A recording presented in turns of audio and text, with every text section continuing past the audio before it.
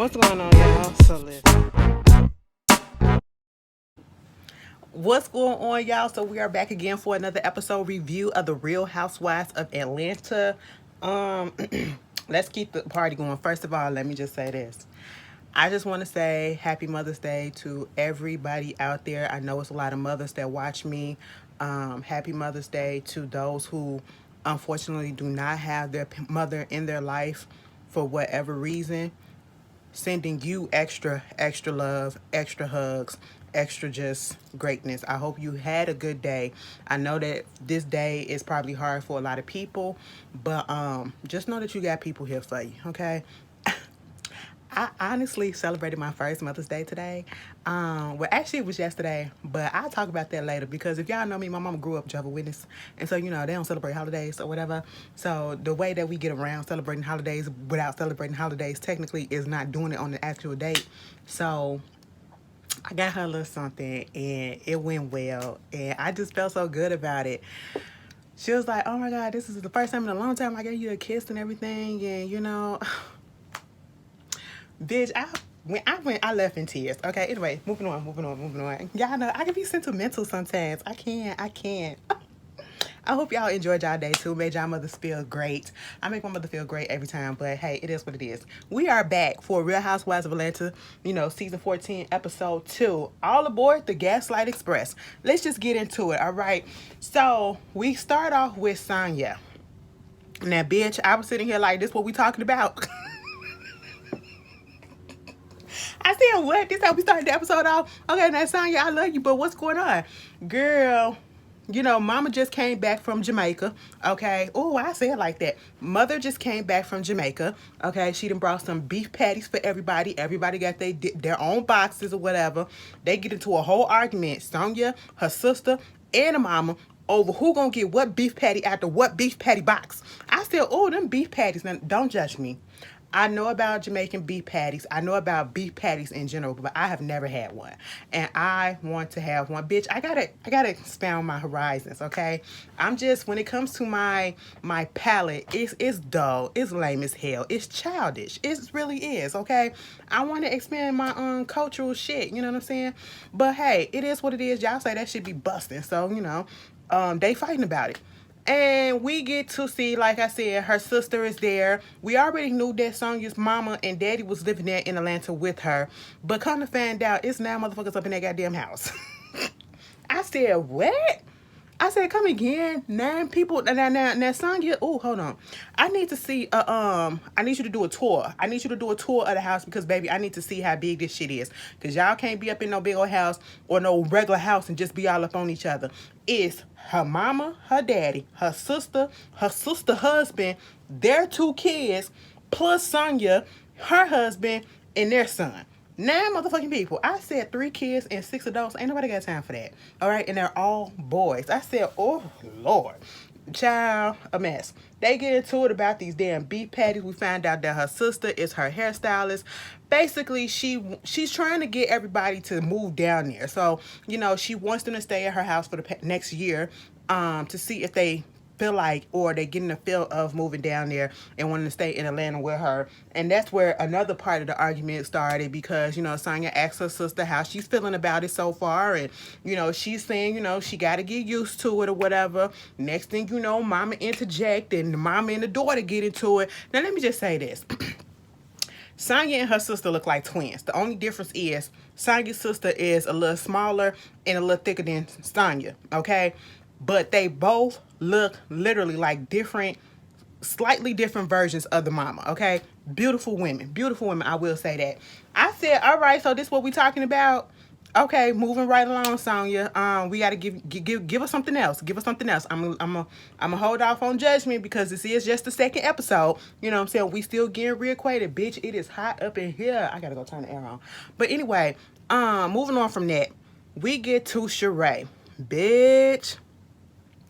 Sheree is getting ready. We get her mama Thelma, everything. I said, all right, look at that. Y'all remember that whole drama between Sheree and her mama or whatever? And at one point they said her mama was missing and all that shit. It was crazy. Now let me tell you something. Sheree is the pure definition of keep the fuck going. Okay, no matter what obstacles coming to your way, you got a goal set.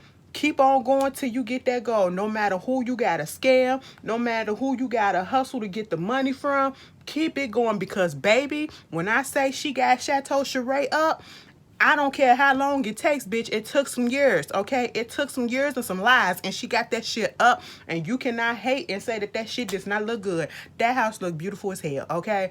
Beautiful as hell. And I'm sitting here like, damn. See, that was once a goal of mine. Like, I just wanted to get to a point where I can make a big house and I can put everything up in that bitch so I don't have to go nowhere for anything. I need a gym, it's right there. I need a massage parlor, it's right there. I need somebody to do my hair, bitch. There go the hair salon right there, bitch. Okay, what else do I need? You know, I got the pool right there. I got a little grocery store, bitch. I just want all of that. I just want all of that. That was nice. You know, she invited Kenya come over. I said, oops, y'all cool? You know, she said it's cool, whatever. You know, was commenting on her food because mama was like, she eats sweets, whatever. She was like, I don't know, the bitch was skinny as hell though. I said, okay, cool. Now, see, the last time Kenya was over there at Sheree's house, they went down there in that basement, and Kenya was ragging on her basement because the basement was literally unfinished. And, you know, Sheree, like, the bitch can't say shit now, and that's exactly what it was. Kenya came over there, they went directly right down in that basement, and I said, bitch, that basement is bad, okay? Got a lounge, got the freaking bar, got the freaking massage parlor, all of that shit down there. It's beautiful, okay? Kenya couldn't even hate on that shit. And next thing you know, they sitting down there kicking, like, girl, hey, what's up? How you felt about the the whole gala last night or whatever? She was like, girl, I could have wore my joggers. I said, oh, okay, the September, okay, spring, summer, which collection? She said, bitch, pick one. I could have wore that shit. I said, okay. Kenya has a problem with Marlo being pretentious, coming off pretentious and, you know, saying, I got all this money, but yet you don't know when your next rent coming from, and you can't make rent and all this stuff. And then Sheree talking about how, you know, well, she was saying how, she was saying how, you know, you was up in a hotel with a white refrigerator. You was up here driving Lisa Ray's Range Rover. She was like, first of all, I don't even know Lisa Ray like that. So, no. She was like, are you sure that she said that? Yeah, I could get Sonya on the phone to, you know, verify that, bitch. Girl, she had to get Sonya on the phone. Sonya just putting it out there. Yeah, she said something about you having a white refrigerator in a townhouse. Oh, why that do like that? In a townhouse? I got to catch my breath for a second. It got caught. There you go. Girl, because I was trying to swallow at the same time. Anyway, she said, bitch, you had a white refrigerator in the townhouse. I said, it was a hotel, but no lie, Kenya, that hotel did look a little bit destitute. I'm just going to have to say that. You know, you could have did better, but I understood the circumstance, so I ain't coming down on you, but it was funny. It made for good TV. And then it was talking about the Range Rover or whatever. So they get to Kikin, and I said, you know what? Sheree literally has came on here and she picked up the pieces. She picked up her job like she never left, okay? She has effortlessly came back on the show and continued being the bone collector that she is, okay? Starting the shit. And I'm all the way here for it. Because then after they get off the phone with her, we talking about Drew. Okay? It was like, you know, she talked about the way that Marlo was going in on everybody. Talked about Drew and her cornroll and all this shit. And she was like, oh, speaking of Drew, bitch, why she left? And she left her gift bag and she left her phone yesterday too, right? So, you know, they started talking about the whole situation with the assistants, okay? Kenya let her know that, listen, bitch, Candy had told me that, you know, both of them share the same assistants, okay? That Anthony boy. Now, see, I did not know who he was, and he was extra as fuck, man. When I looked at Scotty, by Nature TV, review, he broke down who the fuck he was, and that nigga has a past, okay?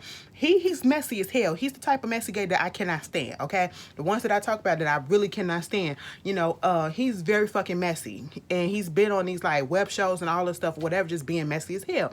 So, kind of found out Sheree and Drew shares him as an assistant, and, you know, he's been her assistant for the past 3 years, and over there telling Drew about the fact that Sheree ain't been paying him or whatever for the past, ain't been paying him a shit. Like, why are you telling her business?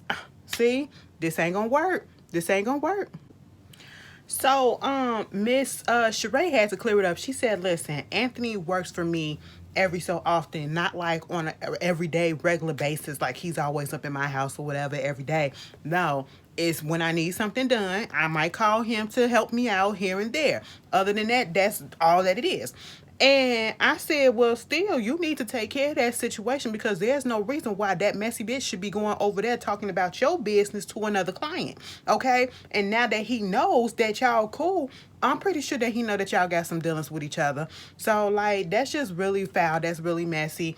And then, Kenya brings up the fact that, speaking of assistants, Drew going through some stuff or whatever with her husband having an assistant and, him doing some foul shit with him, with her or whatever.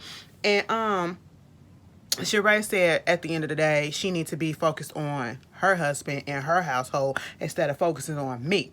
And I said, well, now, Sheree, I get that you feel a little blow by the fact that, you found out that y'all shared assistance and, you getting this information that somehow she knows some of your business probably, but it's not her fault. You can't put that on Drew, okay?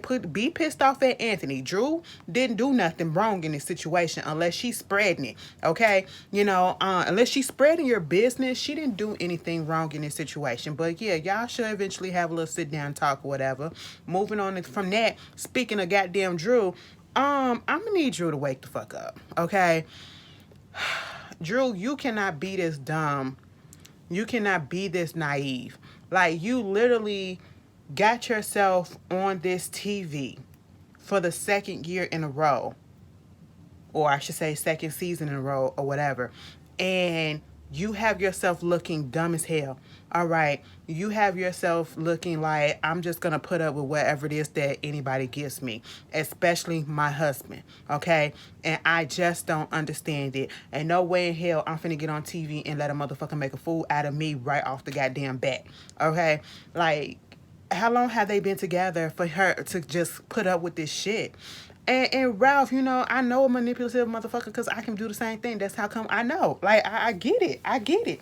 Bitch, like I said, I'll fuck some shit up and make you feel like you the one that did it. Okay? After you saw me do it. I will flip that shit so I know what he doing. It's not a good thing. It's something that I'm working on. But hey, they trying to have little family dinner and all that. But we get through all of that. They sitting down and he was like, she said, so how was the gala to you?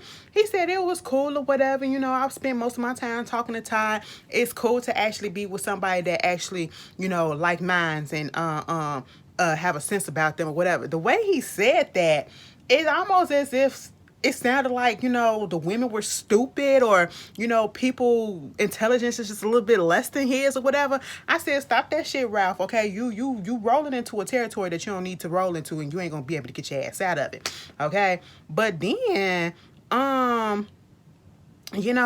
she said, speaking of that, the assistant situation came up, and then we found out that her Instagram, because Candy found her Instagram or whatever, and he was like, you said that you're not talking to her now, huh? He said, listen, I said that I fired her and we're no longer working together. I didn't say that we weren't talking. I said, see, bitch. Woo! I was on the phone the other night with somebody and they said something. They was like, you said this. I said, no, I didn't. Okay. What I said was this, not this. Okay. There is a difference of words. So I'm listening to him. I said, bitch, I know exactly what he about to say. Now, see, you told me to start doing business with her. That's exactly what I did. So technically speaking, I've done nothing wrong. You did not tell me that I'm not supposed to associate with her in any fashion. I said, come on now, man. Ralph, your wife has an issue with the fact that you are with this woman, that this woman was literally talking about something she was going to give you a fucking massage. And you up here trying to say, well, you have some issues with probably some other women that I've been in because, been with or whatever, been around me because of the way they looks and all this stuff. But she's a 50-year-old woman. She's a 50-year-old woman. She was like, okay, then what a 50-year-old woman look like? Whatever 50-year-old... I said, Now, don't say that, Ralph. What a 50-year-old woman look like? I said, because there's some 50-year-olds out here that look good as shit. Okay? Good as shit, bitch. When you find out that age, you like, damn, bitch, I thought you was at least 35. You know what I'm saying? Like, come on, Ralph, let's not do that shit. And especially y'all down there in the South, too. Y'all look good as hell down there most of the time. Like, let's not do that, man. Okay? And I said, Drew, you finna sit here and take this. Now the producers was like, listen, he up there gaslighting you. No, I don't think that he be gaslighting me. No, that's just not it. Because you literally sat there and said, now see, sometimes you be up here making me feel like I'm slow, like I'm stupid, like, you know, I don't see what's going on or whatever. Like, I'm the one that's going crazy. They told her to read the definition of a of gaslighting. And the definition is literally what he has been doing. And she just sitting there like, oh. And I'm sitting here like, wow. Ralph, at this point, go ahead and play on. Play because your wife just ain't getting it. I just ain't no hope for it right now. I said that it can't be that good. Oh my God, it just can't. I mean, it kind of look like it probably does. Like, I don't know. That ain't my forte, but, you know, you girls say he look cute or whatever. He do look cute, but I don't know. Some cute niggas don't probably know how to do what they need to do. But I don't know. Like, it just can't be that good for you to be staying. Like, what is the reason? Are you really? I don't get it, Drew. I don't get it. He gonna say something. So what you want me to do? You want me to go ahead and not talk to her, whatever, and not have any you know, dealings with her? So later down the line, you know, that it comes out that I could have had some dealings with her. Then I'm gonna resent you. They're like, I don't want you to resent me or whatever. Oh, I kind of resent you about other stuff too. I said, you know what, Drew? End the conversation. End the conversation right now, cause he just not. First of all, it seems like Ralph been doing this for years and probably done it in every freaking relationship that he's been in. And Drew just not equipped. She's just not well equipped. And I just want her to bag out. Just bag out. So we get to see a little glimpse into Marlo, getting some clothes for her boys, and she has her second manager there. Why Marlo got all these managers? We saw one manager the first episode, which was a girl, a woman, and now we see this other one, which is a guy. What is it that Marlo does that she need like 15,000 managers? Bitch, put me onto the game. But we see, you know, Kenya, you know, having a little tea party with a little Brooklyn, and then we get into Candy. Candy is on the phone with this guy named Brian Moreland, who is her producing partner for this Broadway play. I think Thoughts of a Black Man or something like that. If y'all don't know, she is her and Todd gonna be co-producers on a play that's coming out. It's I think it's an August Wilson play. I know Samuel L. Jackson, Denzel Washington's son, David Washington Jr. Washington is going to be on there, Danielle Brooks and all that. So, you know, Candy doing her thing for what it is. And she was just talking about the whole play, you know, I guess it was a packed house the night before. They was talking about the reviews. One review, they didn't really like it because it really wasn't for them. But the other review, they said it was a pivotal thing for that was needed in the world and all this stuff. Woo, woo, woo. And basically, Candy was just seeing how she's putting forth her own money, trying to get people into the seats and everything like that, you know, putting the promotional costs and all that in there. So when she gets off the phone with him, gets into conversation with Todd, basically like, I'm still tripping over something just, I'm sorry, this text message. Girl, Todd was basically like, so how do you feel about it? She's like on cloud nine because everything was great. And, you know, he feels a little bit of a way because they're now working together. She said when we first got together, you know, we was always neck to neck, okay? Like Velcro, you know, in the words of Tamar. They was like Velcro, okay? But now on this project, they're now working together. She feels like she needs some more help, like he needs to do a little bit more because he's always gone. You know, she's gone doing work or whatever, but it's like he's taking all these vacations throughout the year. And what are you doing, you know? And I'm sitting here like, yeah, what the fuck are you doing? He said, well, when you go for months at a time. But she gone for months at a time working, bitch, okay? Speaking of, Candy got the Shy coming up. Now, let me say something about, I ain't gonna do that. Because I seen that trailer for the Shy, right? My nigga Doodah is back. But my girl Imani is not. And I need to understand why. And who the hell was Trig proposing to? Did it do a time jump? And y'all know I can't stand a fucking time jump in the goddamn show. I really cannot. But anyway, moving on from that. They talking about, you know, his condo in Jersey and the pool room. I'm gonna be honest. This scene, I ain't even care for it, okay? Like, they could have kept this. Candy a little overwhelmed. This all that it could have been summed up to. Candy a little bit overwhelmed. She doing great up in her producing stuff or whatever. You know, they got the pool room redone. They drained the pool. They got all their furniture up in there. They need to fix that. Todd thinking about taking some of that furniture, put it up in his condo that's up in Jersey. I said, fuck, what?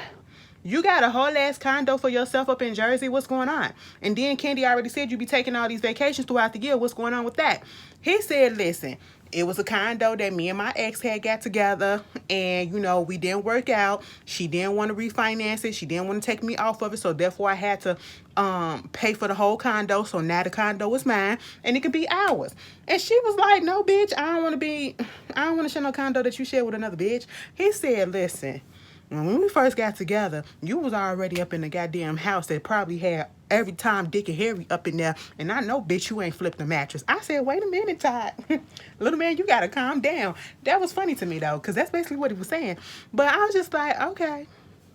Honestly, I feel like, especially after looking at Candy in the game and then coming and looking at Candy scenes right here, right now, they ain't really got no issues.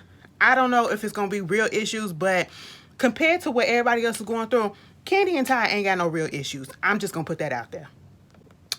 So, we get Marlo, okay? Marlo is driving or getting driven, and she being dropped off at the candy factory, and this bitch said, "This a bad area, right? That's why she got these jail gates up."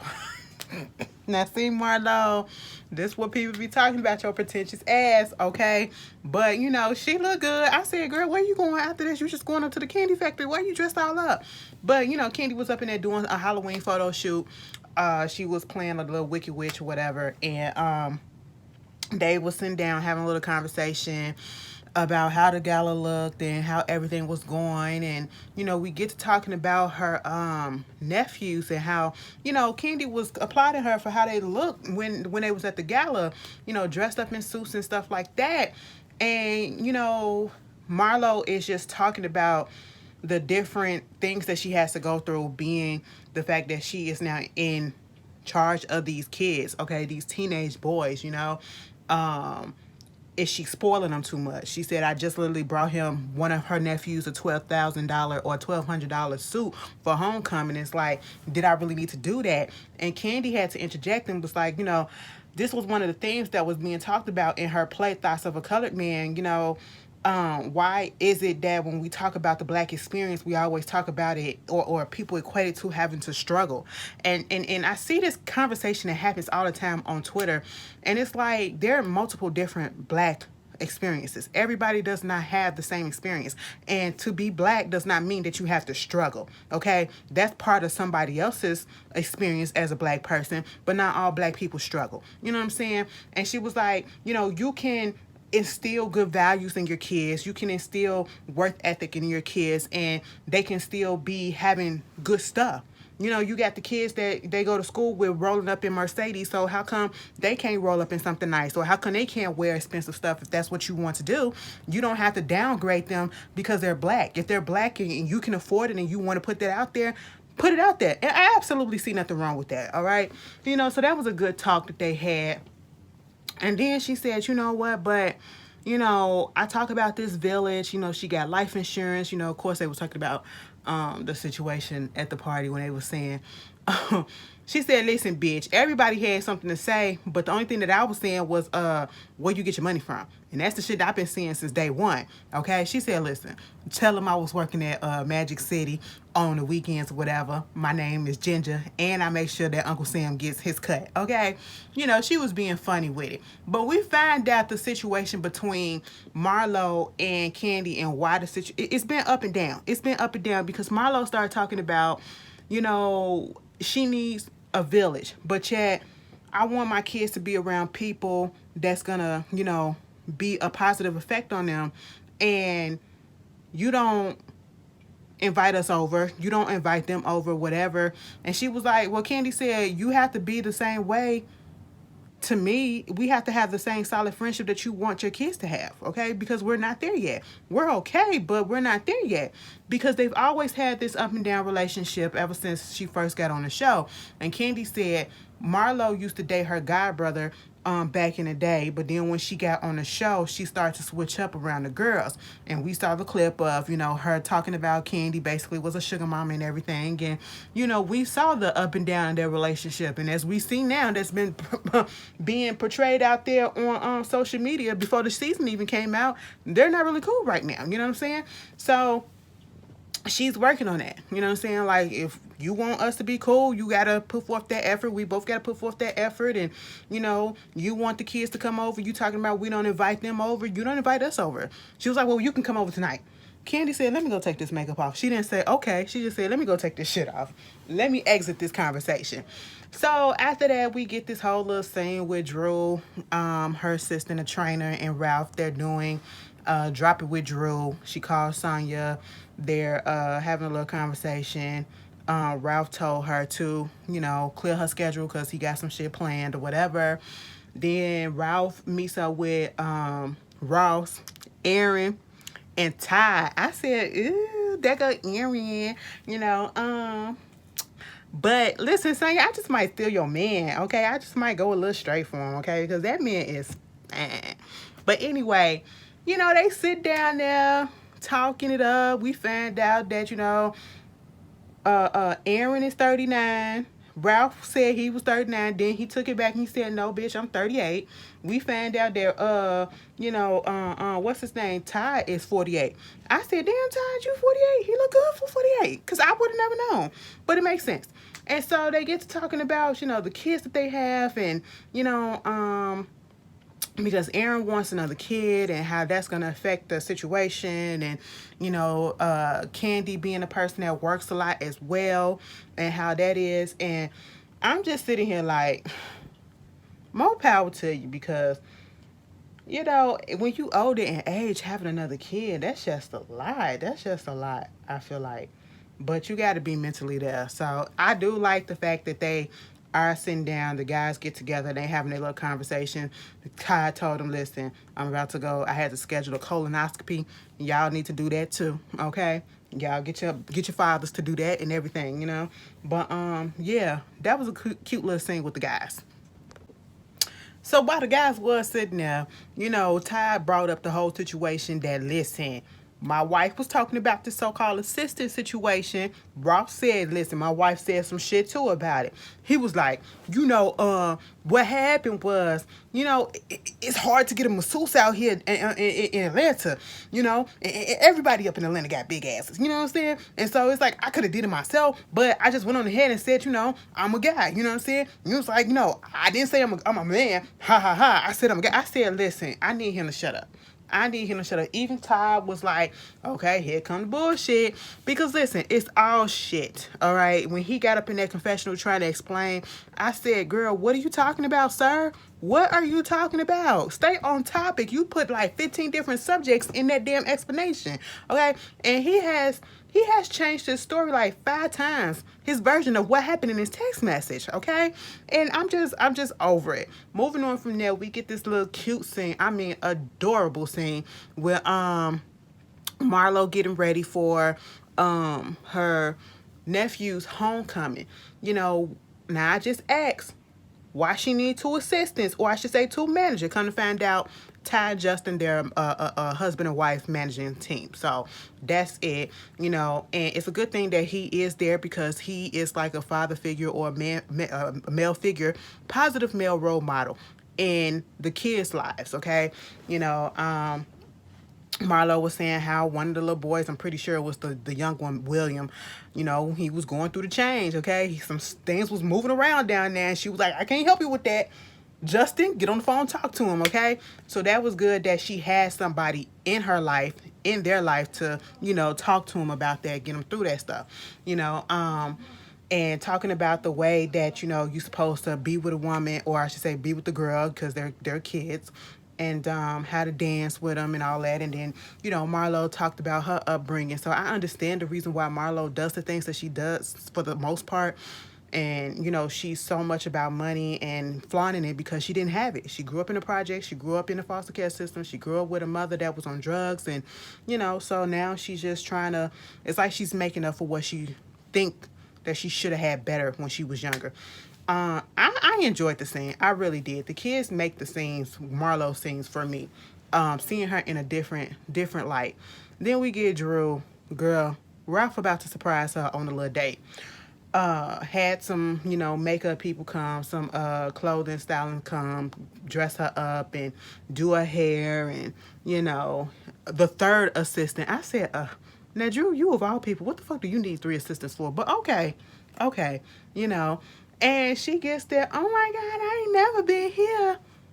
That's the surprise. So, basically, Ralph took Drew to his tailor's showroom. He was like, you know what? When I first got with her, I treated her like a queen, and I want her to realize and know that she is the queen. He took her up on top of the roof, had, dinner, whatever, prepared rose petals and all that. And he kept quoting what his therapist said, Dr. Ken, Dr. Ken, Dr. Ken. But he thought that, I said, did you forget who you were married to? And as soon as I saw what he was doing, this was another form of manipulation. This was another form of gaslighting, because you have issues that's going on. And so you figured that we can put that to the side and she'll forget about that for the time being. And we won't have to bring that up. And let me just disguise it and cover it up by giving her a little dinner date and treating her a little nice and, buying her hair and getting her makeup done and all that stuff. And it'll be all cool. Okay. And we'll put all that assistant talk, whatever, to the side. So everything was going cool up until Drew said, this is cool that you're doing this. And we just need to get on a place where our highs are high, but when we get to our lows, we know how to understand it and get through it. And he started bringing up what the therapist says. Okay, well, the therapist says I need to do this, and I got to start putting myself first, put this order in, so at first it was just me putting myself to the back burner and putting myself last or whatever. So now it's God, me, and then my wife, and then my kids, because I did for everybody else. Drew was looking like, what? Next thing you know, they get into that conversation. They get into talking about communication, and he didn't really want to talk. He didn't really want to talk about anything that was really prevalent and what's real going on in their relationship. He literally thought that let's just go ahead and have this dinner, have a good night. We ain't got to bring up no issues. He wanted to cover everything up. That's all that it is. But you are married to Drew. You knew that Drew was going to bring that shit up. You knew that she was not going to just sit there idle by and let it just fester or whatever for this particular moment. She was going to bring it up, and that's exactly what it is, okay? And she didn't even bring up the specific situation. She just talked about communication. And he literally shut down at communication, because you talking about what the therapist was saying, but then she used some words that the therapist said about him, saying that he's a maniac. That touched the nerve on him. And, look up the definition, and a maniac wouldn't be able to do this and all this stuff, and you can't keep on repeating what he said, but you was doing the same thing. You was repeating what the therapist said as well, but the East Coast, that's how they do it on. I said, no. And next thing you get, Drew is having tears in her eyes. She gets up, walks away. He comes back. She comes back, and she was like, can we just talk? No, we ain't finna do that. Listen, sometimes I just do too much. Maybe I do too much for you, okay? Maybe I just gonna have to pull back and do less. I regret doing this. I said, excuse me? All because she wanted to have a little talk about communication. And at that moment, I don't even feel like Drew was in. And I know some people can probably feel like, okay, this is the wrong time, wrong place. But it's Ralph. And Ralph was doing this not because he really wanted to do something for his wife. He was trying to cover up the shit and try to get her to forget what's been going on. Okay? That's just what it was. It's another gaslighting manipulative tactic. Okay? And Drew wasn't falling for it. She just wanted to talk about opening up the lines of communication. We need to have communications. You shouldn't need to shut down every time we want to talk about something. And that's exactly what he did. And then for him to say, I regret doing stuff for you. Like, what? Girl, Drew, you really got your man on here making you look stupid, because ain't no way in hell I'm putting up with that shit and then putting it on camera. But, people do anything for a chat. But y'all tell me how y'all felt about this episode. I will say this. After the first episode, this episode didn't really give me much. It didn't really give me much. I'll be honest about that. I still liked it. It just didn't give me much. But y'all tell me how y'all feel. I'll see y'all later. Peace.